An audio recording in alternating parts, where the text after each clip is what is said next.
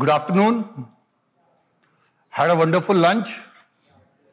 Okay, so I did ask the organizers to arrange for beds, but they said can't do it on the stage. Then I asked them, please do it for the audience.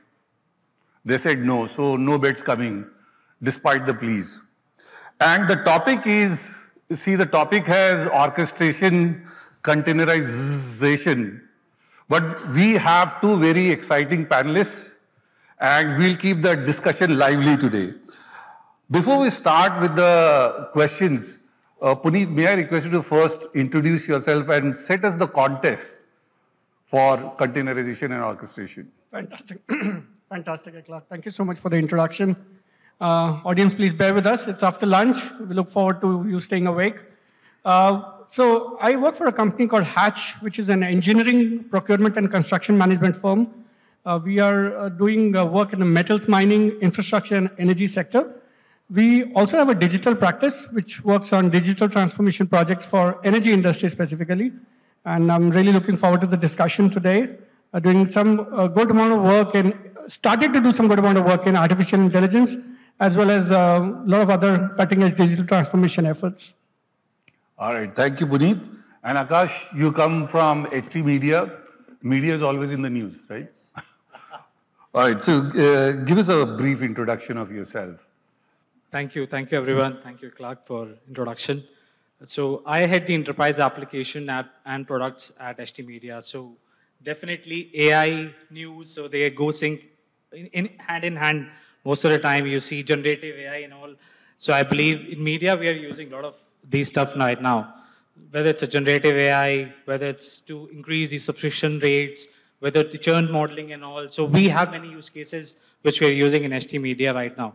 We have a dedicated unit also. So there are a lot of spend we are doing in AI from a media perspective. So that's where we'll discuss a lot of use cases in this, and definitely we'll talk about how the technical side of it, like Kubernetes and Docker, or those kind of technologies we are using. All right, so let's start thank you for the introduction. Let's start the discussion. Before I go into the first question on whether with AI should you go cloud native or not, can you quickly explain for some members of the audience what is containerization and what is orchestration? Sure. So I will give a very, you can say, lame answer to this. Okay. Very basic thing. We'll start with a story. So okay. How to explain these two terms, I've explained these two terms to my wife. All right, okay, very good. So I will tell how this, I explain these things. So consider your application ecosystem as a lunchbox. Mm-hmm. So in lunchbox, you have a lot of things, like a lot of contents, you place it. So that is containerization. You pick and choose some items, you do a containerization so that you can place it in a lunchbox. And what is Kubernetes? So if you want to have a scalable thing, you want to have those you want to scale some, you can say. You want more rice? More rice. Then you add another container for rice. So that's where Kubernetes and those orchestration layer help us. Puneet, you want to add to the understanding of containerization? Nothing at all. That was an excellent analogy. So lunchbox, definitely. One thing I would like to add is, is that containerization and orchestration is extremely important for cloud-native applications, especially if you look at oil and gas and energy industry. It's typically been a slight laggard when it comes to digital transformation and artificial intelligence, which is now rapidly changing. But for applications of humongous amounts of data, which deal with humongous amounts of data with a large scale, you definitely need the power of cloud when the loads are unpredictable, when the security concerns are there, and especially when you don't know how much processing you need right at the beginning when you're dealing with a lot of unknowns. So cloud native, orchestration, and certainly containerization bring in a lot of merits. Okay, so we'll go into asking about cloud native, but from the audience, I just want a show of hands.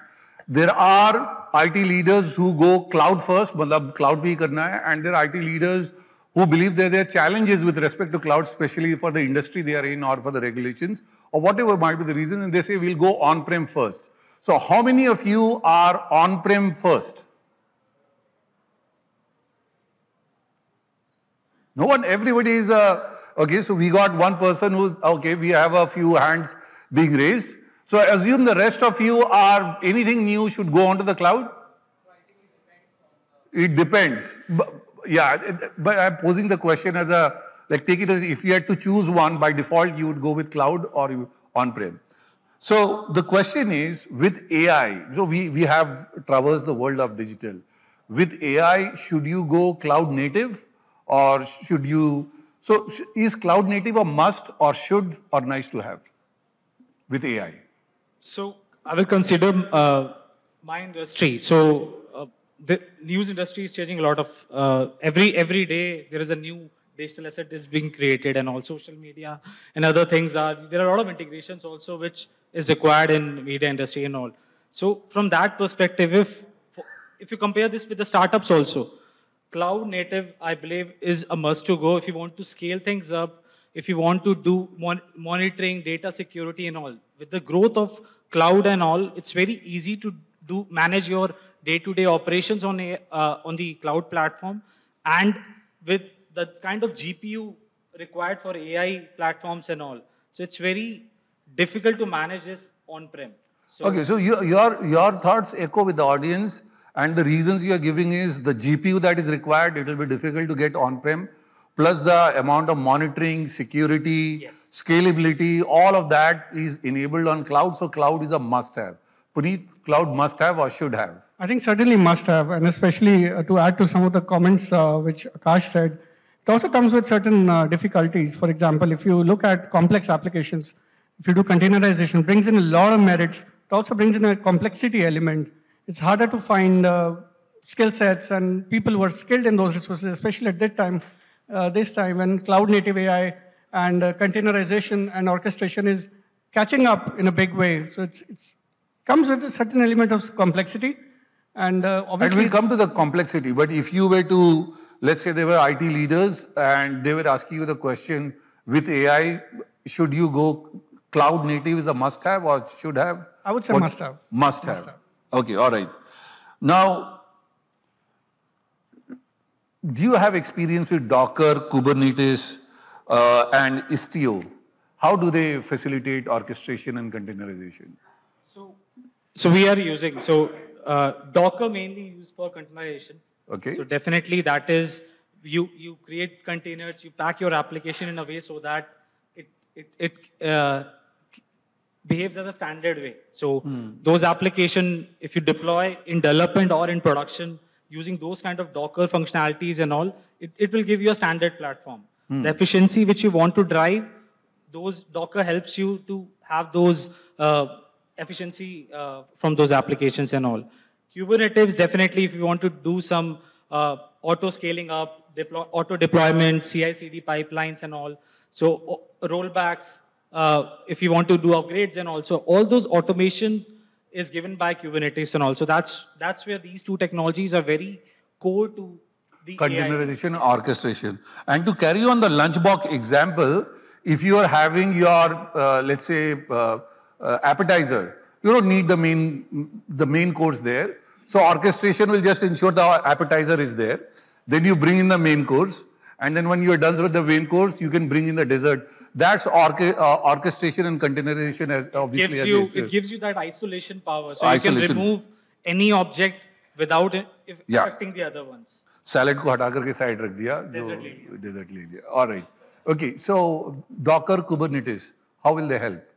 So I think certainly they help in a big way. It brings a lot of simplicity when it comes to deployment of microservices, when it comes to ease of the better performance, better maintainability. So I think those are some of the points. So deployment of microservices, may I ask, this is out of syllabus, for monoliths, what would you suggest? Sorry? Monolith, not microservices architecture.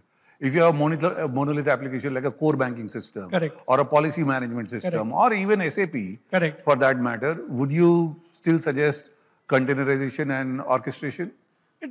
I suggest it's a kind of a 50-50. It depends a lot amount on the kind of application that is there. If you look at our industry, we have a lot of applications we're working on, especially related to AI. Very few have currently been moved onto Docker and Kubernetes.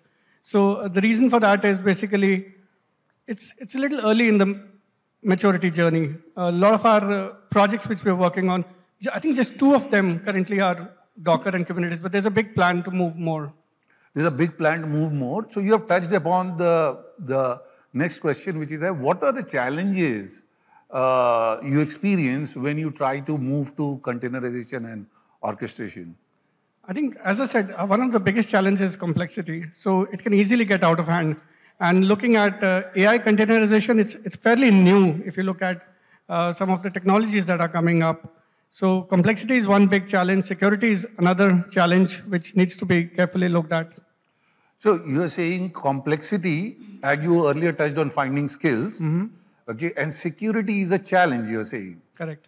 So it makes you more vulnerable if you go containerization route? No, I'm not saying it makes you more vulnerable, but it has to be thought about. It has to be thought about. Yeah, okay. Very carefully. Akash, what are the challenges when did you start your containerization and orchestration journey? So we started 1.5 years back. Okay. So mostly there were these generative AIs and generative AI use cases. When we want to have those efficiency, we want to bring some efficiency for editors and all to create those automated generated newses. We want to give them dashboard, what is trending, what is not trending. So there were some use cases given by editors and all. So that's where we started that journey when the chat, OpenAI and all, so they come up with those chatbots and all. So that's where our journey started.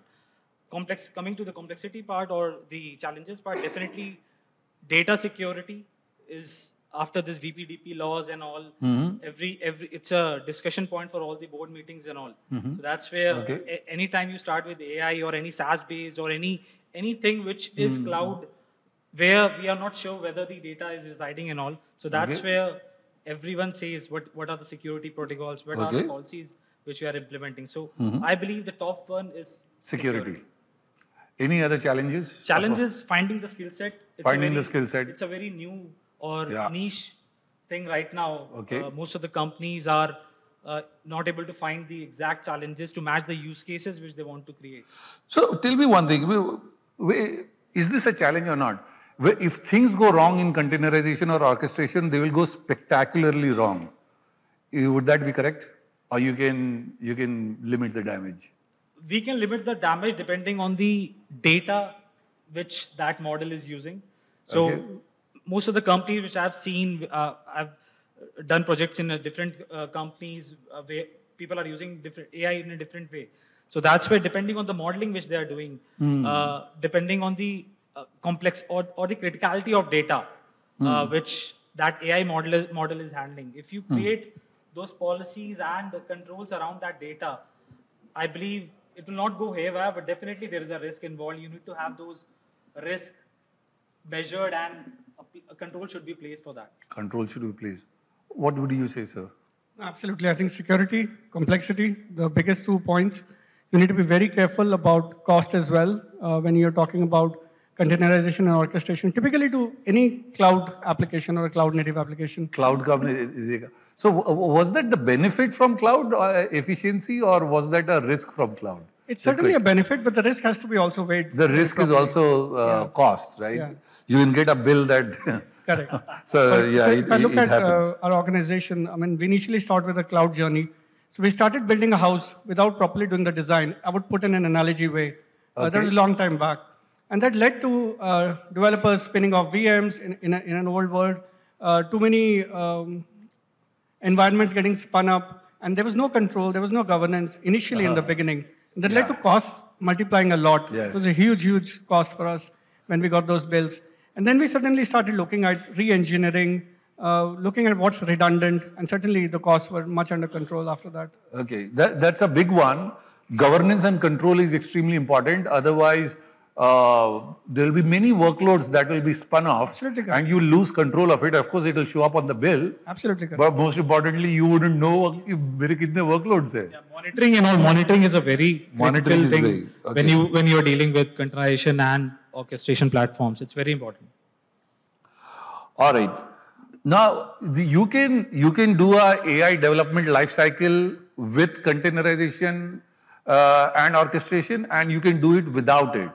So if you are doing it with containerization and orchestration, how does the AI development lifecycle change? I believe normally in each phases of software development lifecycle, it changes, starting with the development piece. I just discussed about this. Containerization give you a standard application. So whether the code is there in development or production, it gives you a standard component just to test. So for a development perspective, if you get a standard environment, you are sure that, yes, the same will be, when it's deployed on production, it will not have many bugs, or it will have the same kind of efficiency or the same kind of performance which is there. So it makes the development lifecycle easier? Easier. Yes. It does not add overheads to the development lifecycle? No, it gives you automation also, right? Gives you automation also. If you go to the testing phase, it gives you a lot of automated test scripts. If you automate using CI/CD pipelines and all, the deployment is easier. The test scripts and all, so that's where, though in every phases, it gives you an automation, it gives you more control, it gives you more dashboards and more for monitoring and controlling. No, CI/CD is a different capability than containerization and orchestration. Are you saying CI/CD is a must to bring out the best of containerization, or you can do it without CI/CD? Without CI/CD also it can be done, but the thing is, with the combination of this with containerization and Kubernetes, it will ease the overall life cycle of the benefits will be more if you combine. Deployment is also easier. So how does the AI development lifecycle change when you have containerization and orchestration taken into account? So I think when you talk about AI lifecycle, whether you're building monolithic applications, whether you're building containerized applications, the concepts and the principles are the same.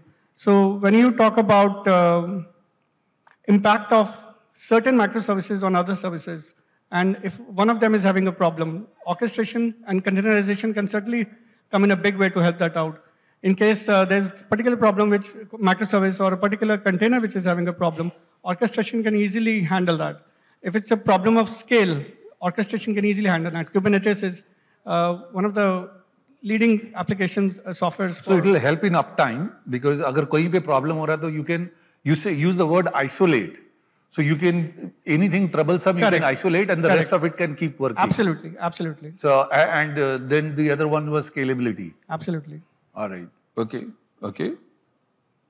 So both of you think that development lifecycle does not become more complicated. It actually gets simpler, especially if you use CI/CD for orchestration, and provided you can find the skills, right? And you can solve for the complexity. Okay, first give 3 best practices, just as bullets, and then elaborate on them. When any organization looking to get into containerization or orchestration, 3 best practices that one should follow. So normally first you need to see where your data resides. I believe that is very important if you start with any AI project or any technology on AI. So definitely you need to see what kind of data which you will be dealing with, because your resource utilization, your resource planning for containerization and your orchestration platform will definitely depend on the type of data, the volume of data. So definitely you need to think. So type and the volume of data is very important.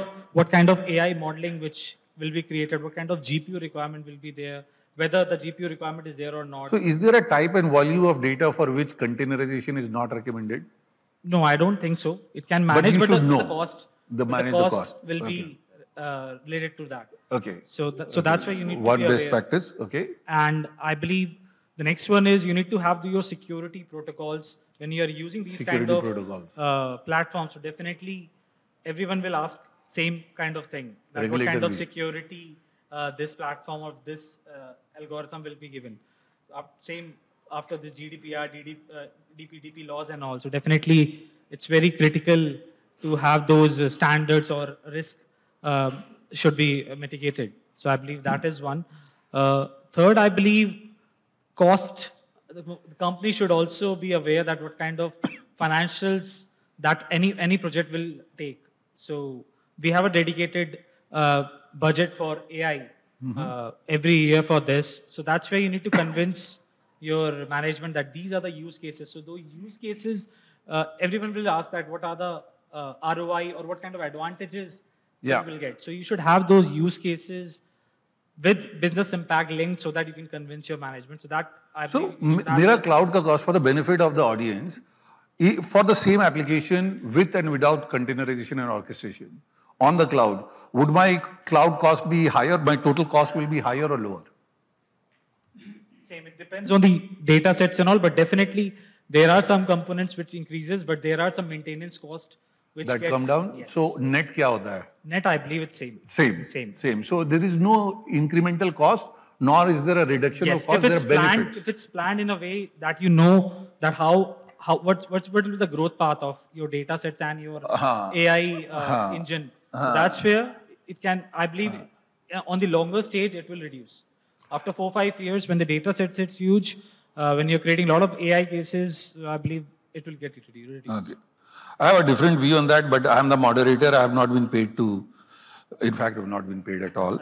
So I'm doing this for Daya Prakash, who had a personal emergency. Otherwise, he was the one who's going to moderate this, this panel. What would you say are 3 best practices, Puneet? I think those 3 practices are very relevant. I would add one more, if I may. It's about ease of implementation. So if you look at some complicated use cases, for example, we have, when we work on brownfield projects, which is that initial part of the project is done by another contractor, and we get involved a little later in the stage. Typically what we get is engineering drawings in PDFs, scanned copies. We get lots of laser scans. So all that data is not very easy to interpret. But with AI containers and to some extent Azure AI services also, we are heavily on Azure. So there is a possibility of using pre-trained models.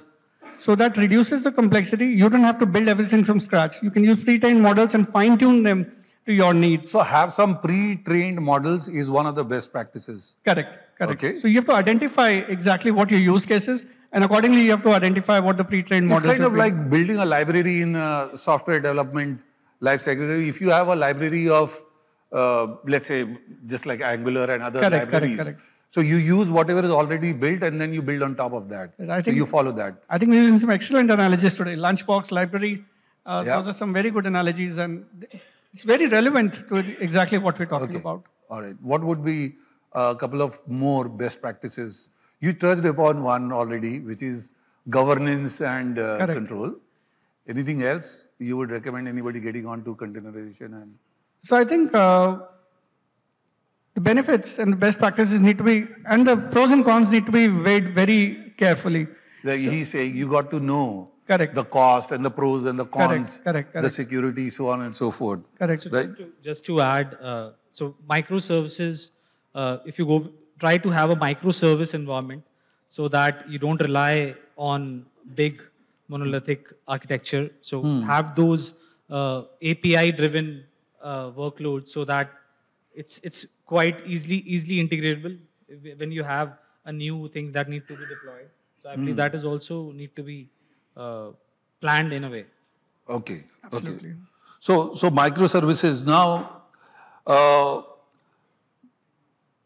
Tell me one thing. So should you do this in-house or should you have a partner?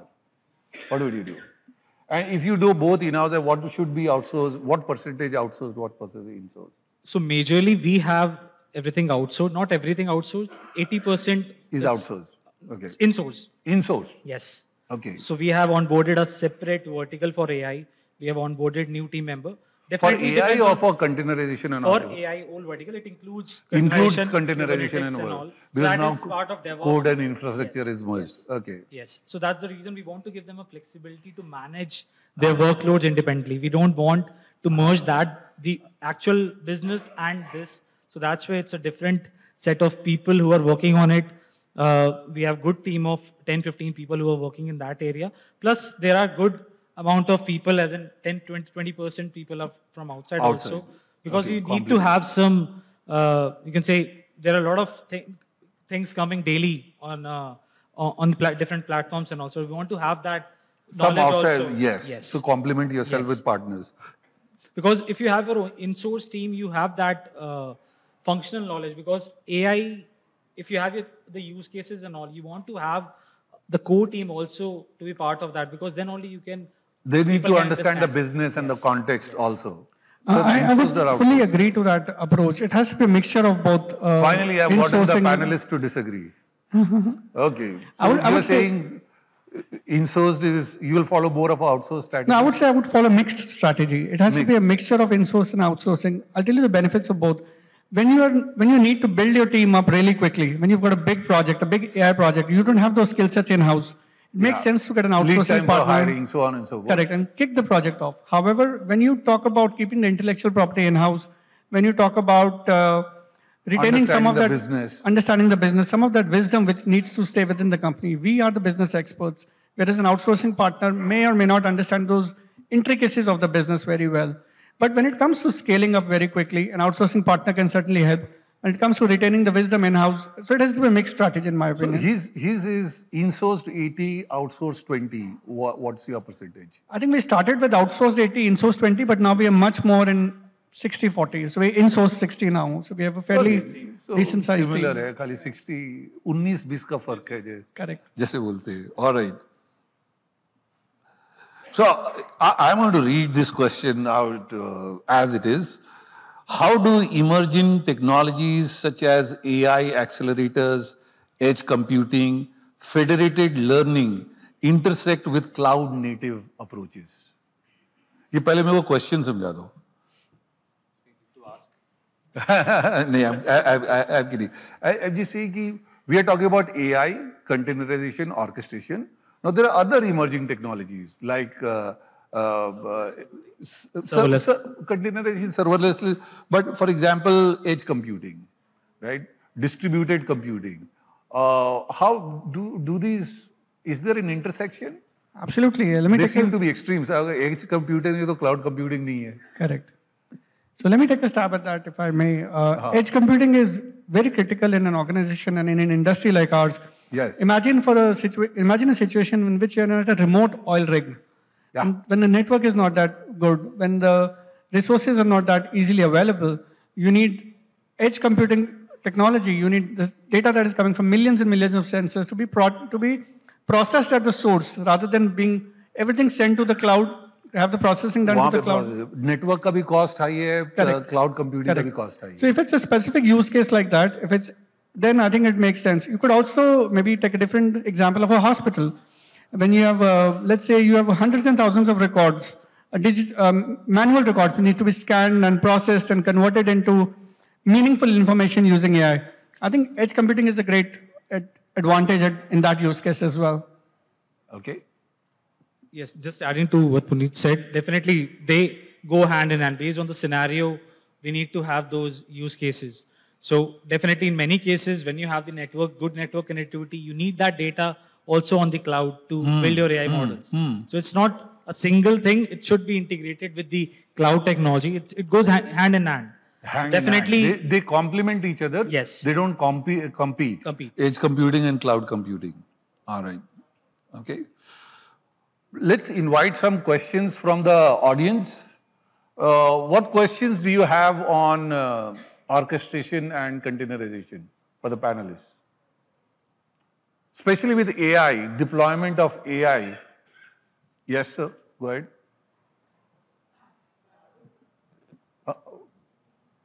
Hi, my name is Abhishek and I'm from Ecomel.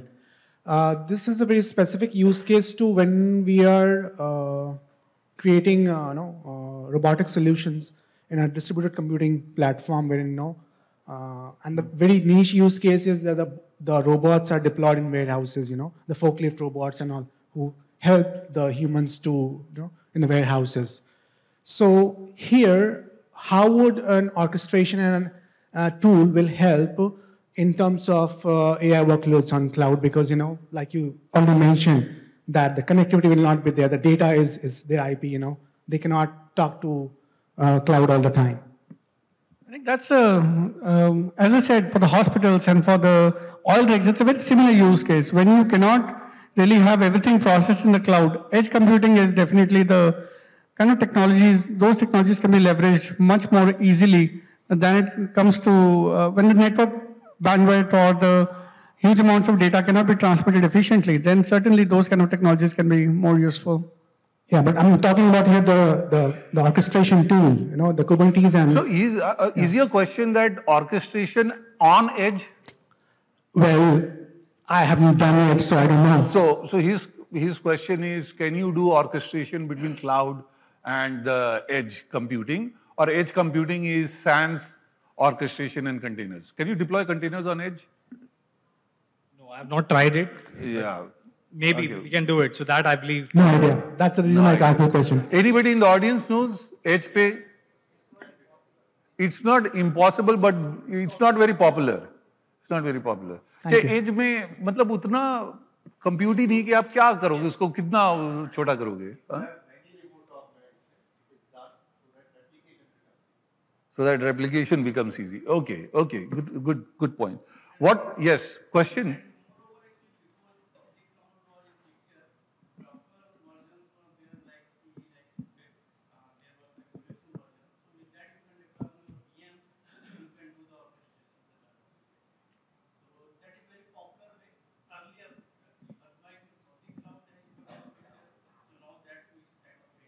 Okay, that's being phased out. Okay. Any other one last question from the audience? Okay. Hello. Good afternoon, everyone. Good afternoon. So my question is regarding like the panelists here are from a very renowned organization, but for some startup that is building their product from scratch. So the thing is that like you can always afford a lot of number of GPUs. And there can be small tweaks, like if a small startup is trying to run a LLM, their fine-tuned LLM on some cloud platform. But there are technologies like you can run GGML library instead of running the whole on a GPU. So what advice would you give for a small organization that how can they manage their cost in their initial phases? GPU का cost कैसे कम करें? Yes. 0 to 1 organizations के लिए. Yeah. So I've also worked with the startup. So we were creating a lot of AI modeling there. So definitely at that time we had a good amount of investment. So that's where we were able to manage that thing. But coming back to your questions, we can do it. So there are various SaaS providers which give you, it's like they'll give you GPU on rent or GPU on lease for your POCs and all. So there are many providers which give you, because if you're not aware about your AI modeling, what kind of output it will generate, it's better to go with the lease thing so that you do your POC on those kind of platforms, and when you are sure that this will be successful and whether it will generate some ROI for the business, then go for the either investment or do your thing, then you can add on your GPUs and all. So, but there are a lot of platforms. There are ways to optimize. One of them is to look at SaaS providers who will give you a GPU and rent, and वो POC करो, kind of limit लगा के रखो. Yes. So they give you all limits and all. So they add all the policies and all based on the use case. They will suggest you what kind of limits you want to have in each of the areas. So that's where they will also help you in creating those things. So that's where you can manage that cost. There's one point I would like to add. The strategy which we spoke about is equally relevant for startups who don't have the biggest amount of funds immediately ready. So it's a very easy or very safe way to do the POC, as we just said, scale up when needed, right? So you can start small, do your POCs, and whenever you're ready to scale up, when the traffic is high, when the resources are needed in a much higher manner, or when you can absorb more costs. So I think it's a safe way to start small and grow big as needed at the right time. All right. Thank you very much. Thank you very much, Akash and Puneet. Thank you very much. It's a pleasure. For wonderful answers. It has added to the learning. At least I have learned a lot. I'm sure the audience has benefited from this discussion. Thank you. Thank you.